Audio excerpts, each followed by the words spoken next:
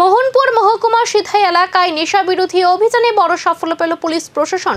SDPO Ashis দাশগুপ্তের নেতৃত্বে পরিচালিত এই অভিযানে উদ্ধার হয় 220টি অবৈধ এসকফ সিরাপ এবং প্রায় 11 কেজি গাঁজা।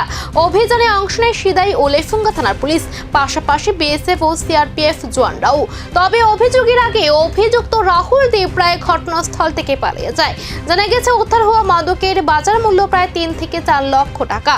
পুরো ঘটনা তদন্ত শুরু হয়েছে। গভীর রাত্রে একটা গোপন সংবাদের ভিত্তিতে আমরা সিধাই পিএস অন্তর্গত ডিসি পাড়াতে একটা অভিযান করি। গোপন খবরটা এরকম ছিল যে ওই এরিয়ার একটা বাড়িতে প্রচুর পরিমাণে নেশাদ্রব্য মজুদ আছে। সেই হিসাবে আমরা 104 ব্যাটালিয়ন বিএসএফ, 124 ব্যাটালিয়ন সিআরপিএফ জামালতে যা আছে সিধাই এবং লেফুঙ্গা থানা জয়েন্টলি ওই বাড়িতে রেড করি। রেড করার পর এক্সিকিউটিভ ম্যাজিস্ট্রেটও সাথে ছিলেন।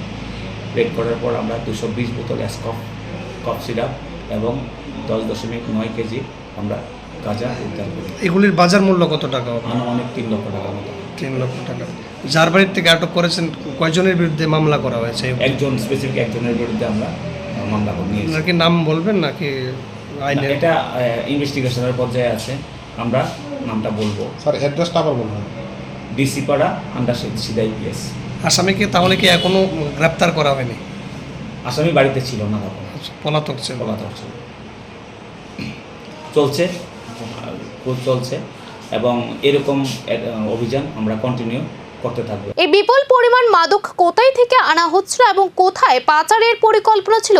পলাতক রাহুলের পেছনে কি রয়েছে আরো বড় নেটওয়ার্ক? আগামী দিনে কি আরো নাম সামনে আসবে? এখন নজর তদন্তের দিকেই।